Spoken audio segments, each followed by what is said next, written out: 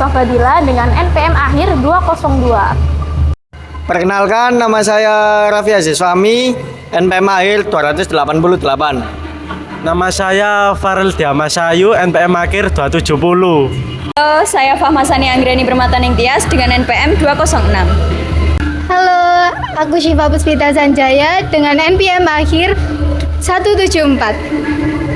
Halo, aku Risma Milajan Susulati dengan NPM akhir 168. Saya yaitu Revan Hafiz Aramsa, NPM 230 140 180. Halo, aku Adela Almasari, NPM akhir 209.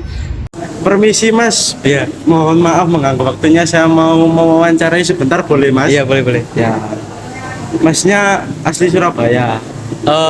Lahirnya di Malang Mas, tapi lama di Sidoarjo.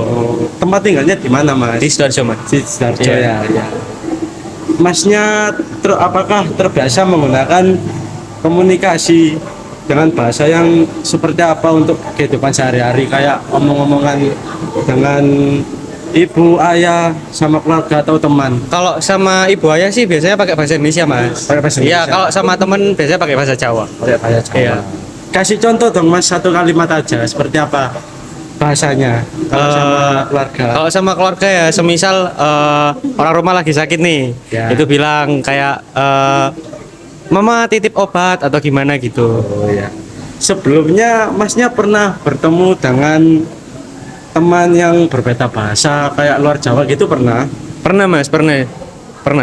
Di kampus banyak kan orang kayak dari luar Jawa gitu, kan teman-teman dari luar Jawa. Kalau gitu gimana Mas bahasanya Mas? Kalau luar Surabaya lah misalnya. Ya kalau semisal di luar Surabaya yang nggak pakai bahasa Jawa itu biasanya pakai bahasa Indonesia Mas, tapi cuma logatnya aja yang beda. Cuma logatnya Iya. aja yang beda. Nah, Masnya ini lebih suka bahasa Indonesia atau bahasa sehari-hari? Lebih suka bahasa Indonesia sih Mas, soalnya kan apa tuh namanya lebih netral aja, lebih universal, dipakai ke siapa aja juga bisa. Oh, lebih netral Iya. aja ya.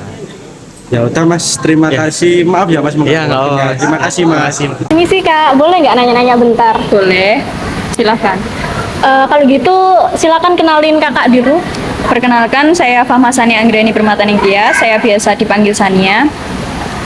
Asalnya Kak? Dari Nganjuk. Kakak kan dari luar Surabaya ya, kesini karena ngerantau atau kerja? Merantau, saya kuliah di sini. Kakak kan dari Nganjuk ya, pindah ke Surabaya karena rantau. Nah, ada nggak perbedaan bahasa yang beda banget dari Surabaya ke Nganjuk? Perbedaan bahasanya? Salah satu contohnya, Kak? Iya ada. Salah satu contohnya itu mari. Kalau mari kan di sini ku selesai ya. Iya, selesai. Kalau di Nganjuk itu mari ku artinya sembuh. Jadi kok kayak wes mari purung gitu. Wes mari berarti kan wes sembuh pogong gitu. Ya, kalau di sini kan sudah Iya, selesai. sudah selesai apa atau sudah belum sembuh, gitu. Ya.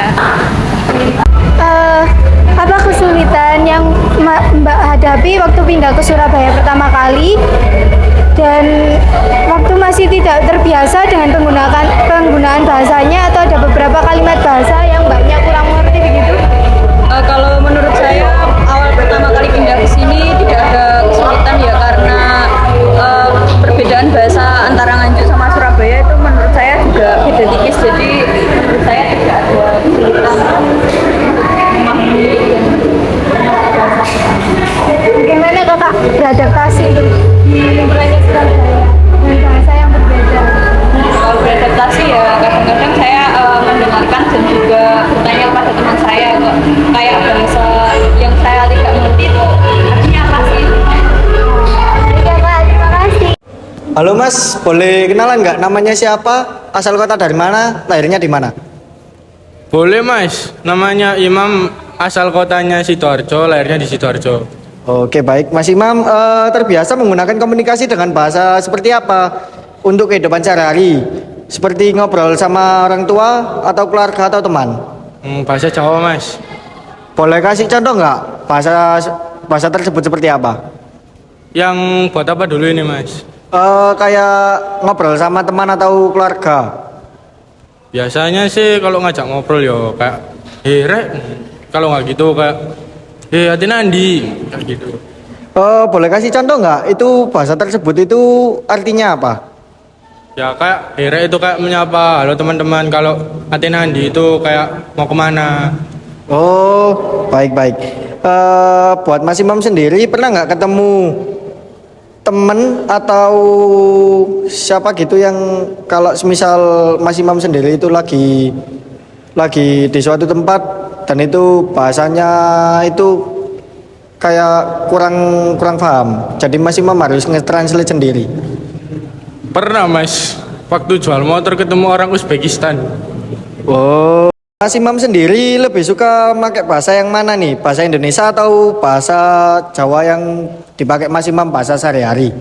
Kalau bahasa sih relatif ya Mas. Kalau ketemu orang yang sama-sama bisa bahasa Jawa ya paling enak pakai bahasa Jawa. Tapi kalau ketemu orang yang bahasanya beda kan paling enak pakai bahasa Indonesia. Oh, oke. Alasannya kenapa kok lebih relatif kayak seperti itu? Ya soalnya menyesuaikan sama orangnya aja. Ya masa kita ngobrol sama orang Papua pakai bahasa Jawa ya gak paham Mas. Oh iya, baik-baik. Makasih ya Mas. Halo, permisi Kak. Apa boleh minta waktunya sebentar? Nama kakak siapa sih kalau boleh tahu? Oh, nama saya Dewi.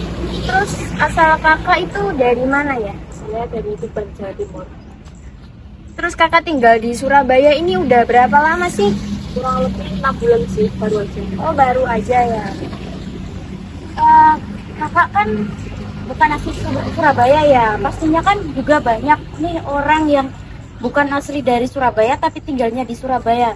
Nah, pengalaman kakak itu, kakak cara komunikasi sama mereka tuh pakai bahasa apa gitu?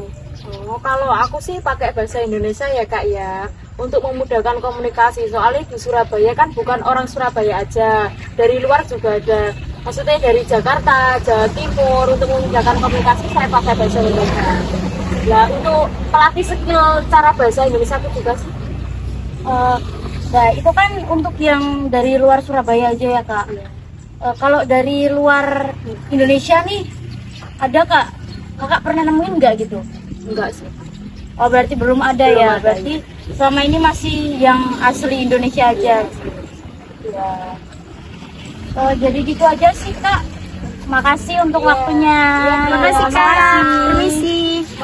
Jadi kesimpulannya yaitu, jadi setelah kita wawancari beberapa remaja di ruang publik, tepatnya di alun-alun, dapat diketahui bahwasanya penggunaan bahasanya sangat beragam. Ketika berbicara secara formal maupun informal, mereka cenderung menggunakan bahasa Indonesia untuk berkomunikasi. Namun, selain dengan teman sebayanya, mereka akan menggunakan bahasa Jawa, ditingkatkan ngoko maupun ngapaknya.